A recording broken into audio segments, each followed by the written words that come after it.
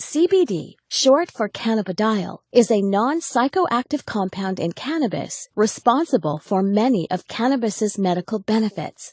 On the other hand, THC, short for tetrahydrocannabinol, is the psychoactive compound in marijuana that causes the high associated with cannabis use. They are two completely separate cannabinoids, which are a class of chemical compounds that interact with special receptors in our body called cannabinoid receptors. Dr. Sanjay Gupta, an American neurosurgeon and CNN's chief medical correspondent, changed his stance on the prohibition of cannabis while investigating its powerful therapeutic properties and witnessing CBD successfully treat Americans. He shocked mainstream America, saying, "We have been terribly and systematically misled for nearly 70 years in the United States, and I apologize for my role in that." Through Dr. Gupta's review of the history of cannabis, he found that it has been a legitimate medicine for at least 3,000 years.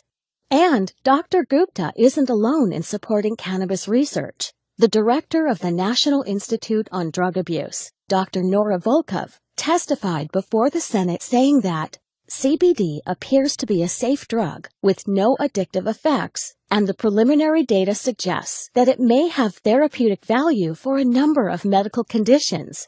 Research has shown that CBD can influence many conditions and bodily functions, including inflammation, neuropathic pain, autoimmune disease, energy regulation, metabolism, reproductive function, appetite, depression, anxiety, and even cancer.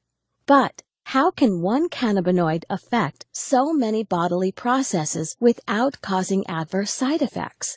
The answer lies in our biochemistry, the natural intelligence of the body. We have naturally occurring cannabinoid receptors all over our body that interact with CBD. We have these receptors because our body is constantly making its own cannabinoids. These receptors and cannabinoids make up most of our endocannabinoid system, or ECS. Our ECS is always in action, and if functioning properly, is a major factor in keeping us healthy.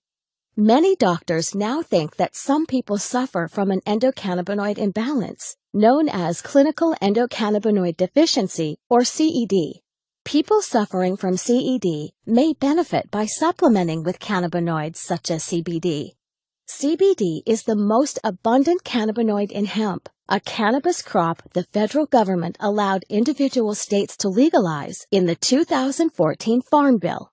Hemp-derived CBD is legal in all 50 states, is non-addictive, does not cause a high, and is easy to incorporate into your current health routine.